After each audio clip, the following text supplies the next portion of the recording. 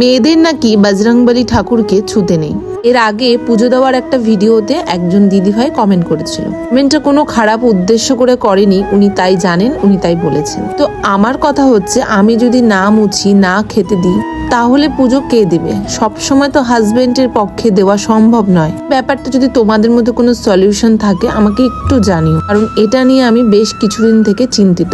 আমরা পুজো দিতেও যেমন ভালোবাসি, তেমন পুজোর ভিডিও দেখতেও কিন্তু আমরা ভীষণ ভালোবাসি। এক একজনের পুজো এক এক রকম, তবে নিত্যদিনের পুজোটা প্রায় লোকের সেমই থাকে। তোমার যদি মন খারাপ হয়, মন খারাপের মাঝে তুমি যদি ভক্তি ভরে পুজো দেও, দেখবে তোমার অর্ধেক মন খারাপ ভ্যানিশ হয়ে গেছে। তোমার যদি এনার্জির দরকার হয়, পুজো দিয়ে সকালটা শুরু করবে, দেখবে তোমার এনার্জি চলে এসছে। সময় ঠাকুরের উপর আমার ভীষণ রাগ হয়েছিল।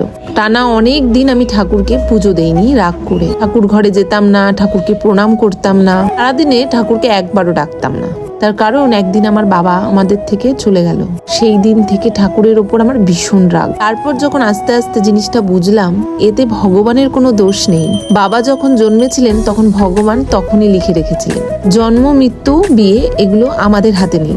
জিনিসটা বোঝার পর ভগবানের উপর আস্তে আস্তে রাগ কমলো। আজকে যখন অনেকের ভিডিও দেখি তখন ভাবি, আমাদের থেকে কত ছোট ছোট বাচ্চারা তাদের বাবা মাকে হারিয়ে ফেলেছে।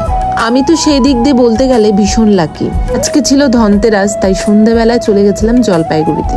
না, ধনতেরাসে কিছু কিনবো বলে যাইনি, আম্মাকে দেখতে গেছিলাম। তোমরা জানো তো, আমার ভিডিও যারা দেখো, আমার সাথে সাথে তোমরাও আম্মা বলে রাখো, এখন কিন্তু বেশ ভালো লাগে।